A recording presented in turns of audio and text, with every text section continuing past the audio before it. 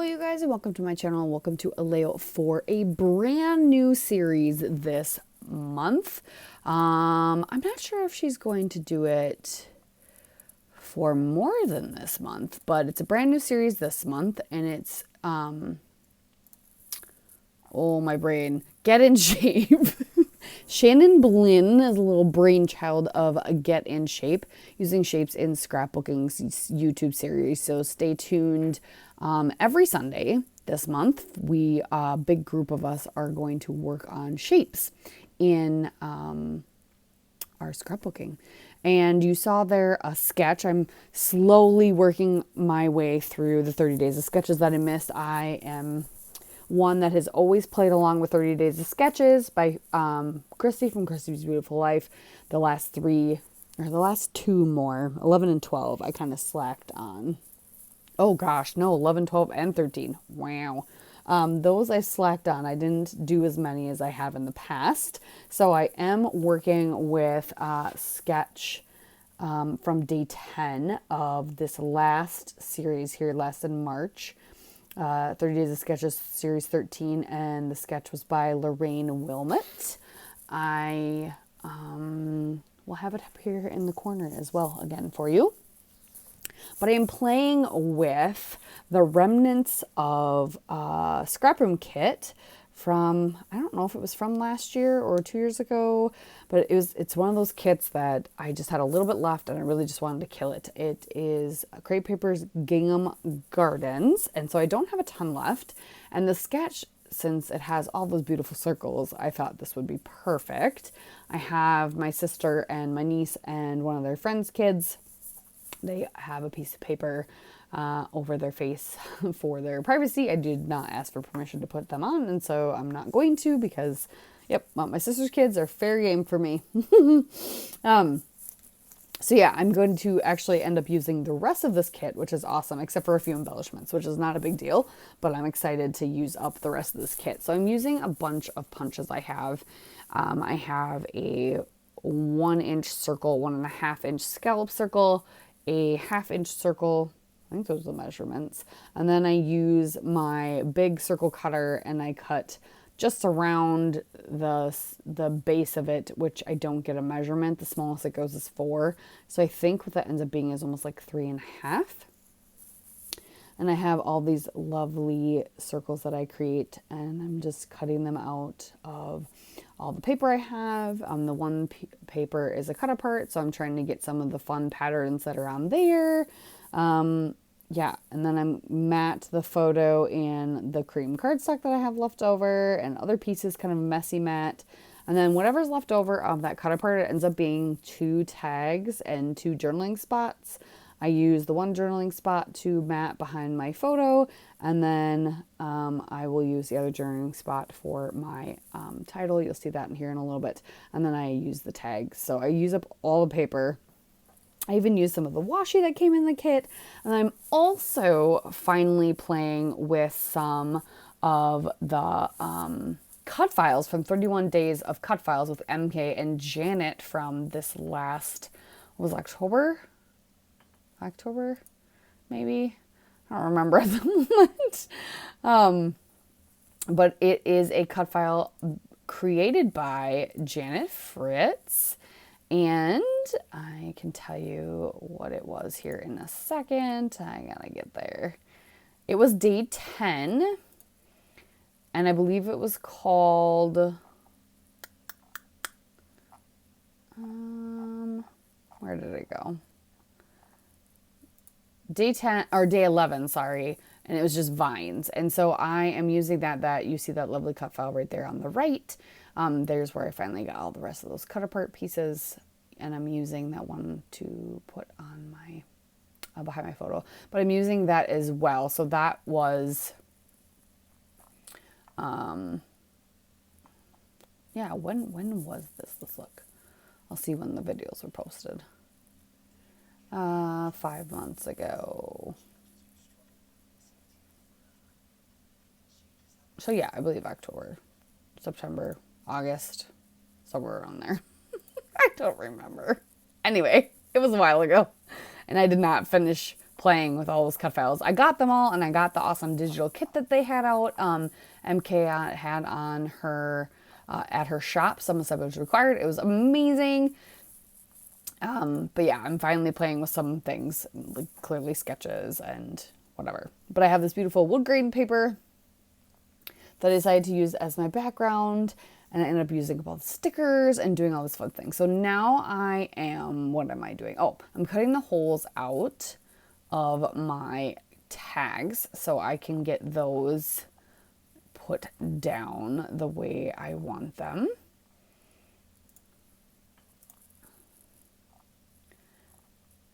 And sorry, I'm doing like 3 things at once, and I should not be doing that, but here I am. Let's see.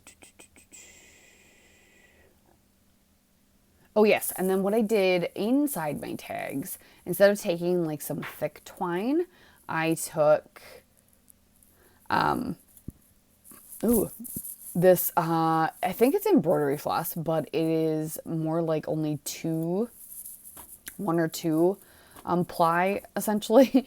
And I took that and I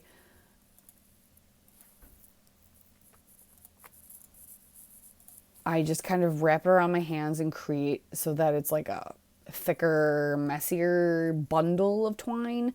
And then I cut it in half so that I can tie it. And then I put that through the loop and tie it.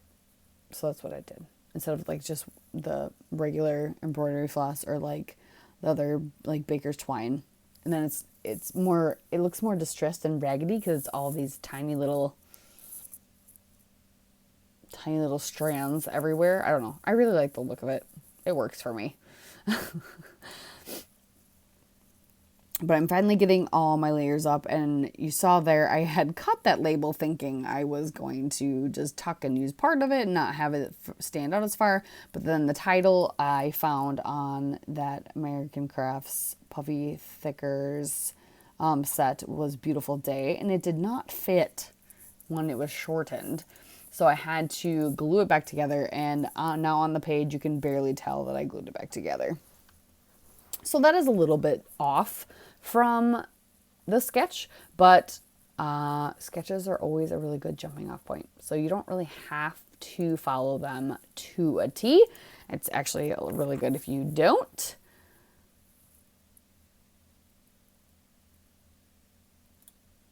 And yeah, anywho.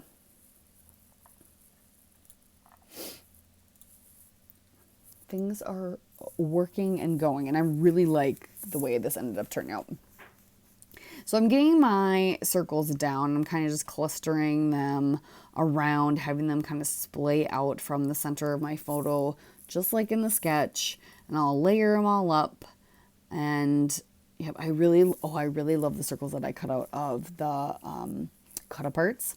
I think those are some of my favorite because then they're the giant florals, and it looks like I did more to them than I did, and all it was just cutting them out in a circle. So those made me happy. But then I have these tiny ones. I'm going to tuck those around, and then I will start kind of cutting apart the cut file and using it the way that works for me. So I cut it out with the intentions of using it somehow, somewhere, sometime, but I didn't know exactly what I wanted for it. But don't be afraid if you cut a cut file out because you want to use it, but then you end up cutting it up. I'm still using the whole thing. I'm just making it work for what I want to use it for. So I'm going to cut it up and kind of tuck it around the layout so it's coming from the edge, from the center. It's coming from all over the place, and it's kind of intertwining with all the circles. So yeah, I'll be playing with that quite a bit.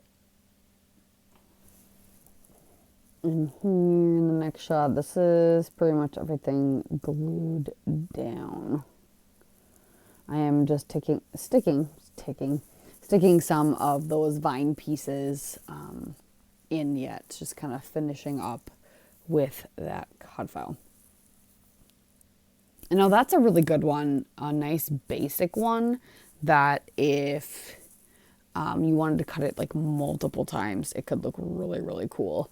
I will have the 31 Days of Cutfiles playlist down below, as well as the 30 Days of Sketches 13 playlist, as well as the 30 Days of Sketches Facebook group, and the 31 Days of Cutfiles Facebook group, all down below. Plus, obviously, you're going to see all the channels and links for everybody doing Shape It Up in January will be down below as well. So there'll be a lot of things for you to get and use and resources in the comments section that I hope you use, or I hope you go check out. If you need a good binge watching session, I love playlists, especially on autoplay. They can, yep.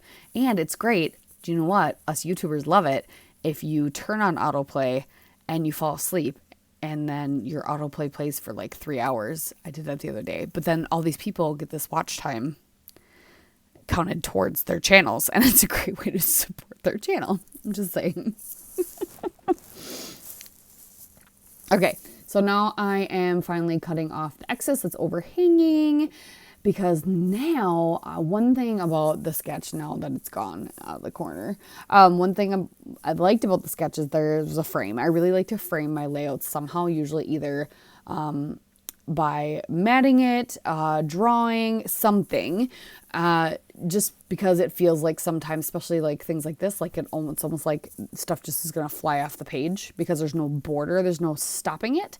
So I'm going to actually use the beautiful scalloped washi that came in this kit with this collection and do a border all the way around on top of everything so that the circles are going under the washi.